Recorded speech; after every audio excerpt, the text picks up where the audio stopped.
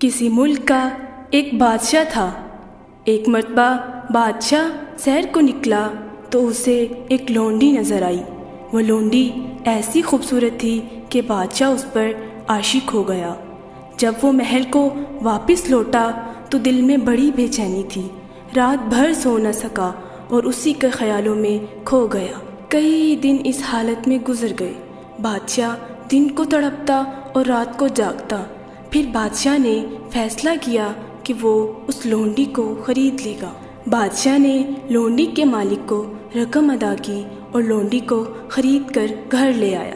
وہ بڑا خوش تھا کہ اپنی معشوقہ کو پا لیا ہے، مگر خدا کی کرنی ایسی ہوئی کہ محل میں آتے ہی لونڈی بیمار ہو گئی اور اس کی حالت ایسی ہو گئی کہ بستر پر پڑ گئی۔ بادشاہ پر گویا مصیبتوں کا پہاڑ ٹوٹ پڑا۔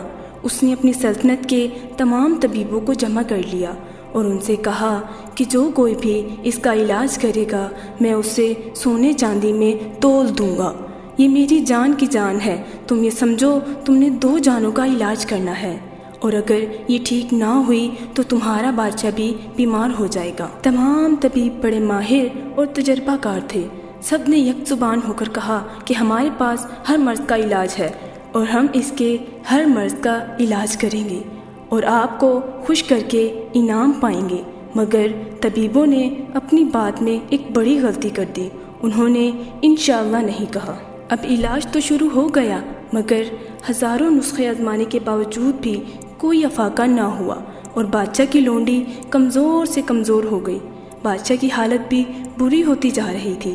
جب بادشاہ طبیبوں سے مایوس ہو گیا اور اس نے دیکھ لیا کہ ان کا سارا طب ناکام ہو گیا ہے تو وزیر نے بادشاہ کو بارگاہ الہی میں سجدہ ریز ہو کر التجا کرنے کا مشورہ دیا۔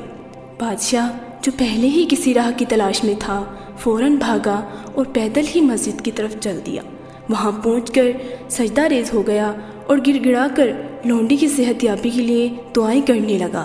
بادشاہ نے کہا، اے بادشاہوں کے شہنشاہ، تو ہی ہم سب کا مالک و مختار ہے۔ یہ دنیا کی بادشاہی تیرے مقابلے میں بڑی حقیر سی ہے۔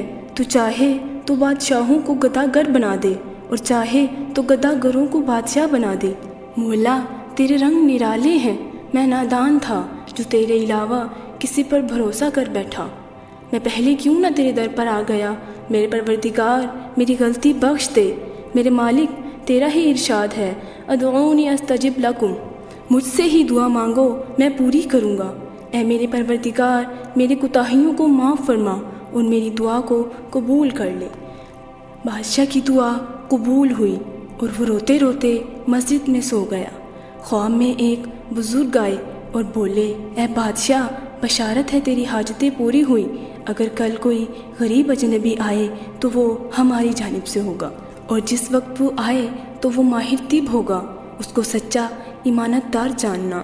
تم کو اس کے علاج میں جادو کی تاثیر نظر آئے گی، اس کے مزاج میں خدا کی قدرت نظر آئے گی۔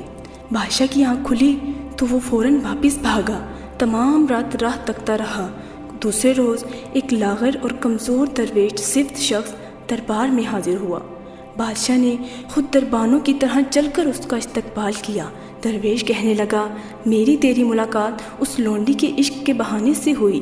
میں تیرا اس طرح کا دوست ہوں جیسے نبی کریم صلی اللہ علیہ وسلم کے دوست حضرت عمر رضی اللہ تعالیٰ عنہ تھے۔ بادشاہ ساری بات سمجھ گیا۔ پھر جب بادشاہ اس فقیر کے سامنے گیا تو خود فقیر بن کر رہ گیا اور اس کے سامنے ہاتھ پھیلا کر مانگا۔ پھر اس غیبی طبیب کو اپنی معشوقہ لونڈی جو بیمار تھی اس کے پاس لے گیا۔ اس کے مرض کے بارے میں طبیب کو بتایا اور لونڈی کو اٹھا کر اس غیبی طبیب کے سامنے بٹھایا۔ غیبی طبیب نے چہرہ نبض وغیرہ دیکھا، ان تمام امراض کے اسباب بھی دیکھے اور گویا ہوا شاہی طبیبوں کے علاج کے بجائے اور نقصان کر دیا ہے۔ وہ اصل کیفیت تک نہ پہنچ سکتے تھے۔ غیبی طبیب پر تمام راز افشاں ہو گئے کہ لونڈی عشق میں مبتلا ہے۔ غیبی طبیب نے بادشاہ سے لونڈی کے ساتھ اکیلا رہنے کو کہا کہ لونڈی سے چند باتیں پوچھنا چاہتا ہوں، میری باتوں کو کوئی بالکل سننے کی کوشش نہ کرے۔ بادشاہ باہر چلا گیا اور دروازے بند کر دیے۔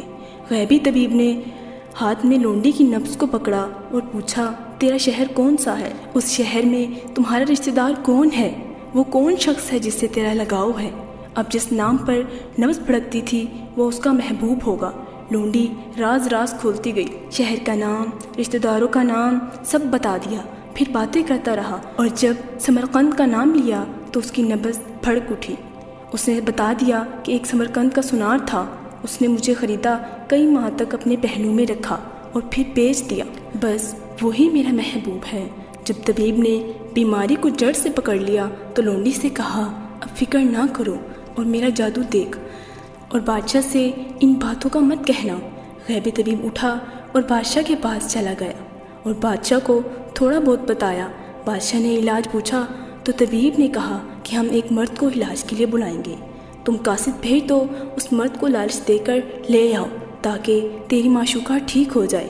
جب سونار آیا تو طبیب نے بادشاہ سے کہا کہ اگر لونڈی کی زندگی چاہتا ہے تو ان دونوں کا نکاح کروا دے، سونار کو سونا چاندی دے دو تاکہ وہ نکاح کر لے۔ غیبی طبیب نے نکاح کروا دیا۔ لونڈی کی شکل بیماری کے باعث بگڑ گئی تھی اور بادشاہ کا عشق بھی ٹھنڈا ہو گیا تھا، کیونکہ بادشاہ کا عشق اس کی شکل سے تھا۔